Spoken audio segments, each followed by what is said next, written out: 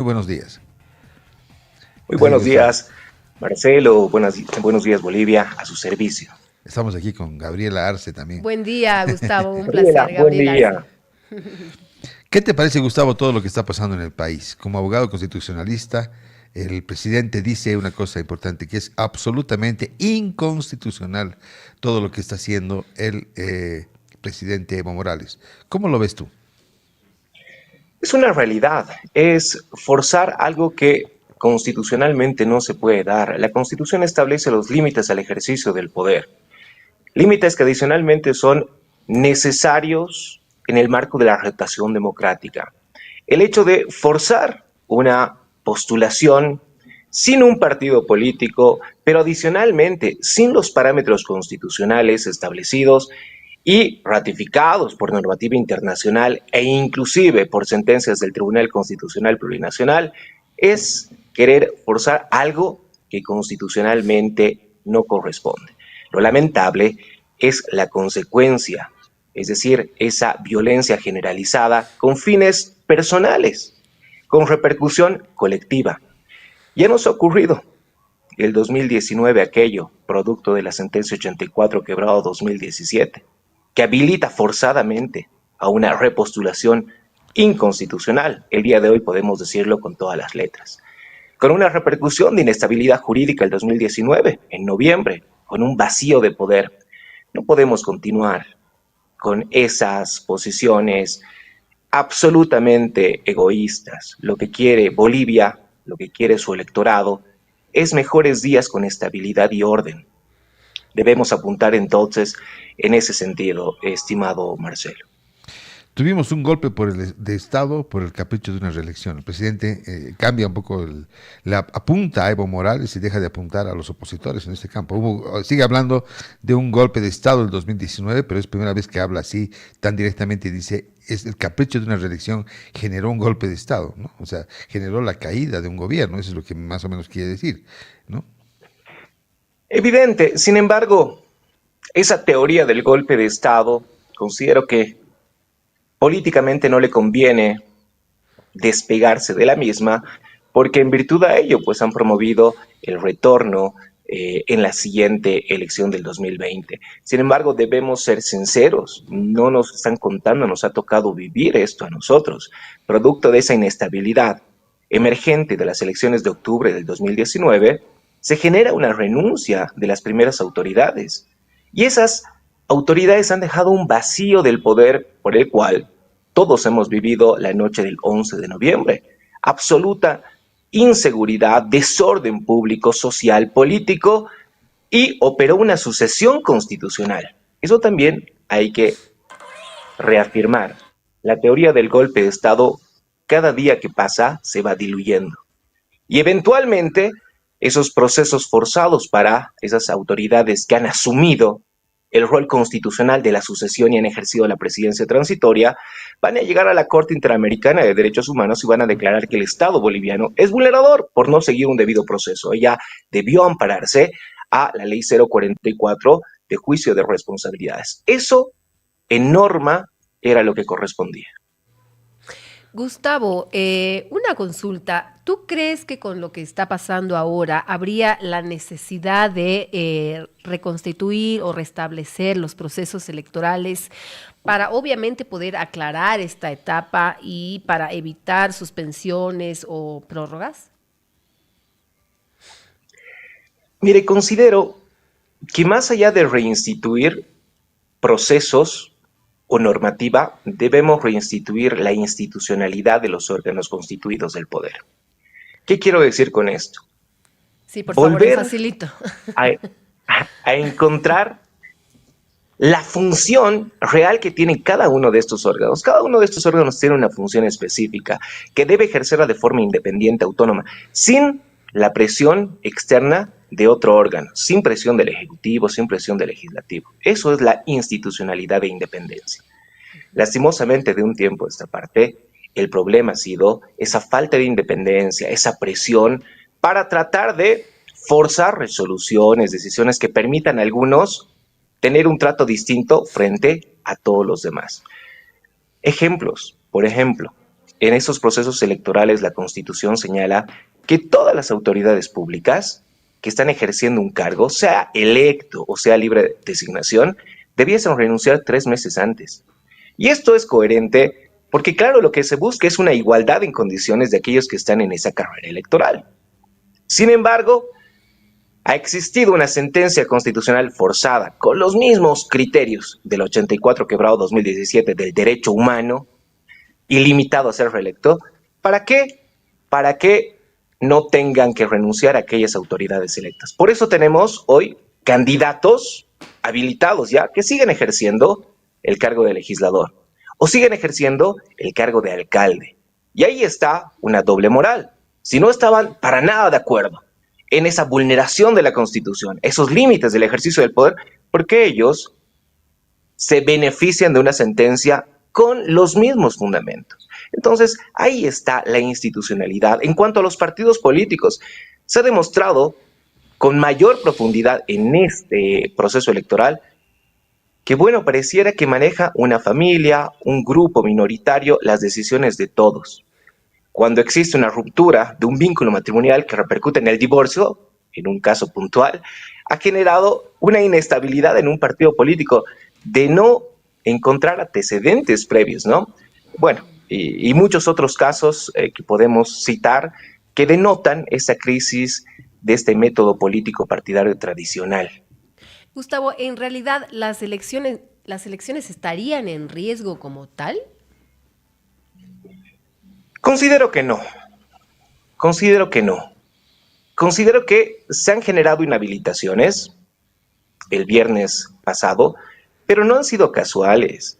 Si nosotros nos ponemos a analizar ese 60% y más de inhabilitados, ha sido porque han presentado, en muchos casos, un requisito de los 11. Solo han presentado fotocopias a color de las cédulas de identidad.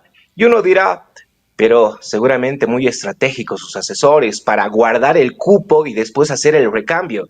Sí, pero también denota, lastimosamente, esa improvisación, esa falta de representación.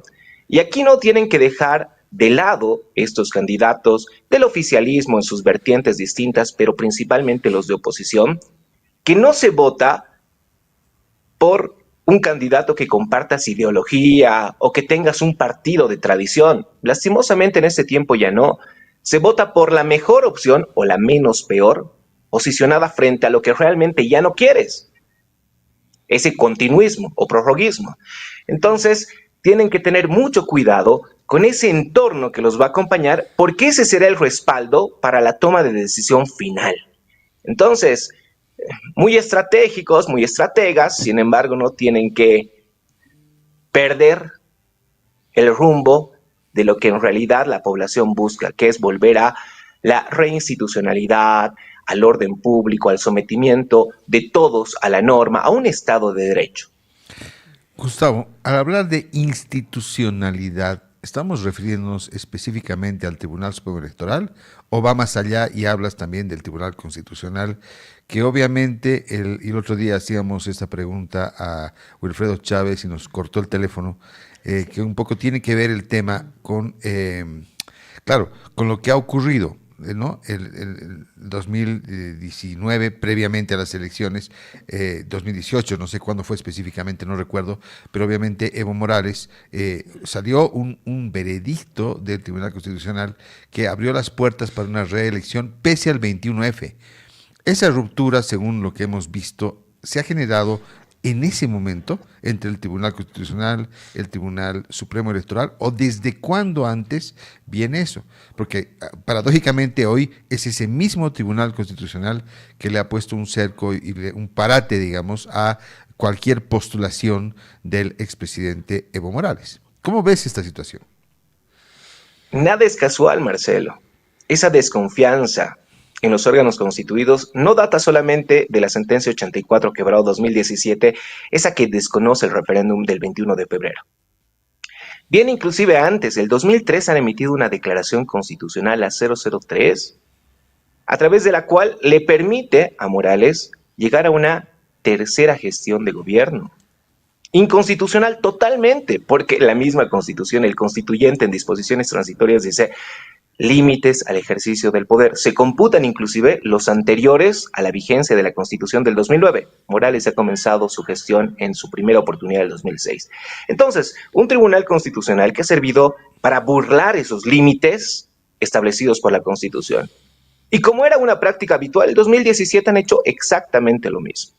Pareciera entonces que cuando un tribunal constitucional no está sometido o no determina aquello que conviene a un sector político, está contradiciendo plenamente todo el orden constitucional y no es correcto. Esta última sentencia constitucional, la 007/2025, es que no hace nada de lo que debiésemos aplaudir, hace solamente la función que tiene como guardián último de la Constitución, poner y hacer respetar los límites de la Constitución. Entonces, no es casual, y no solo el Tribunal Constitucional, Marcelo. Mire, si estamos frente a la vulneración de la norma por quienes debiesen resguardarla, hablo del Tribunal Constitucional, en esos dos acontecimientos del 2013 y 2017, ¿qué correspondería? La sanción. Bueno, ¿y quién debe sancionar a esas altas autoridades que toman estas determinaciones? El legislativo. Y la pregunta es, ¿y lo ha hecho? ¿Y por qué no cumple ese rol constitucional que tiene el legislativo? Otra desinstitucionalización. No buscar el bien colectivo, sino el cálculo político partidario. Se requieren 2/3 partes. Me imagino que todos, el día de hoy, o la gran mayoría, están en desacuerdo a los límites, al incumplimiento de los límites temporales del ejercicio del poder, a esas reelecciones. ¿Por qué no actúan en consecuencia? ¿Por qué no ejercen sus funciones? ¿Y por qué no inician juicios de responsabilidades? Esa es la cuestionante y ese es el reflejo de la desinstitucionalidad, estimado Marcelo. Gustavo, si podrías explicarnos un poquito más a profundidad y como lo hacemos acá en el programa Síganme los Buenos en Facilito, por favor, ¿cómo debería ser el rol constitucional legislativo? Bueno, el órgano legislativo tiene el rol de fiscalizar, controlar y legislar. Bien, en el marco de la fiscalización y control, su razón de ser es ejercer un control a otros órganos.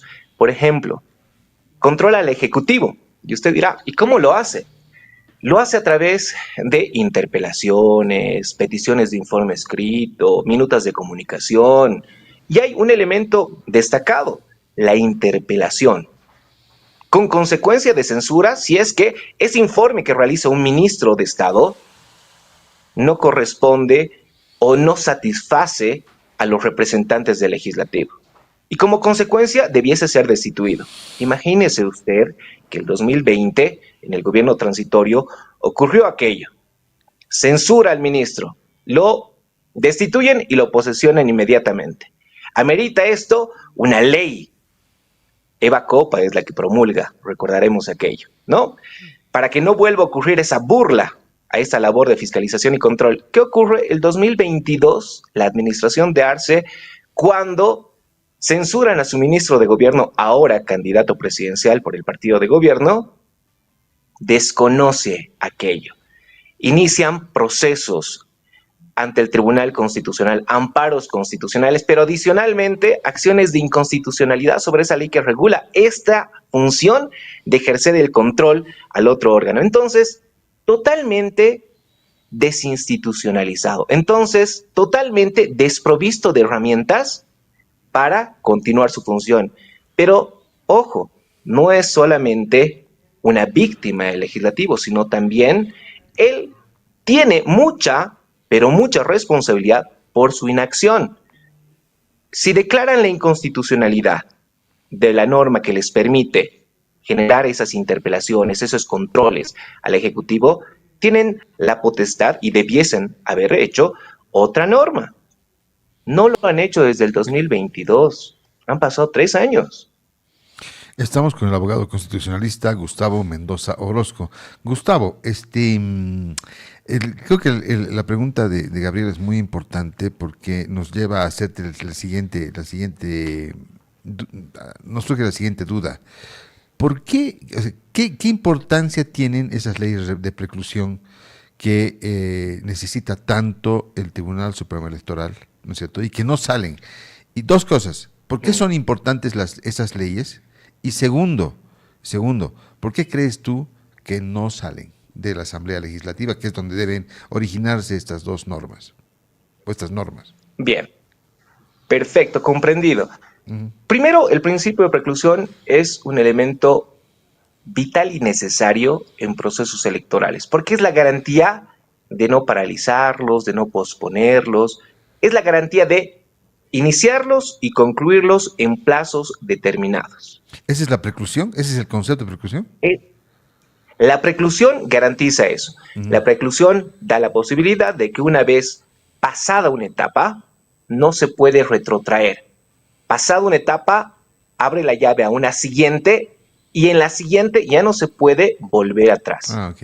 Es decir, un conjunto de pasos concatenados de principio a fin. Con la garantía de la preclusión no nos quedamos en una etapa, no retrotraemos todo a la primera, sino debemos continuar el Avanzar, proceso de continuar. inicio. Uh-huh. Entonces, por eso es importante, para que no retroceda y para que se garantice, o sea, que no hayan, digamos, hablando ya, llevando el concepto a lo concreto, a la realidad, para que no hayan estas denuncias que puedan frenar el proceso electoral, ¿no es cierto? Correcto, correcto. Y no es nada novedoso, estimado Marcelo. En realidad, el principio de preclusión está desde en los procesos electorales desde siempre. Nuestra ley 026 no la hemos creado el 2024 o 25, ya tiene vigencia después de la promulgación de la Constitución vigente. Entonces, el pretender desconocer forzadamente el día de hoy, por supuesto, es una expresión de intereses particulares simplemente.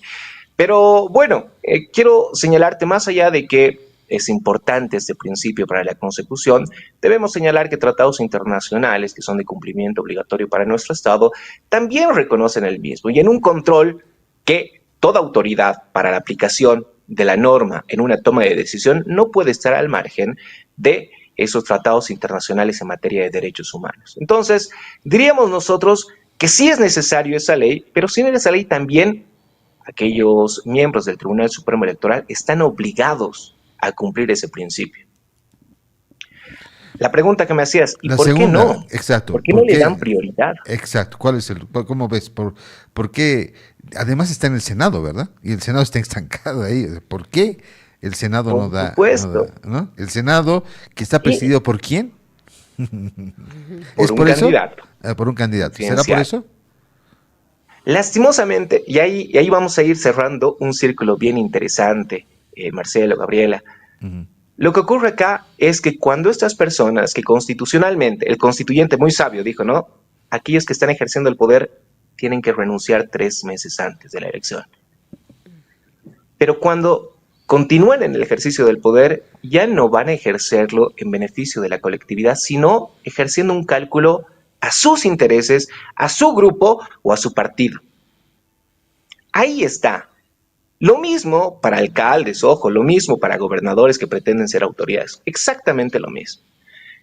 Entonces, la respuesta es que opera aquí un cálculo político de beneficio particular frente al interés de la colectividad. Nosotros queremos certezas, nosotros como electores queremos que se lleve a cabo una elección porque es necesario un recambio. ¿Por qué? Porque lo estamos viviendo, estamos siendo afectados en nuestros intereses en el cotidiano vivir.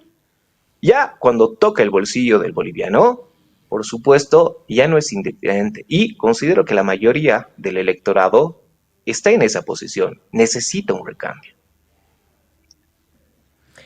Bueno, Gustavo, definitivamente nosotros, todos los bolivianos, estamos muy al pendiente de lo que está pasando ahora con la crisis y con todos los problemas, ¿no? que se están suscitando.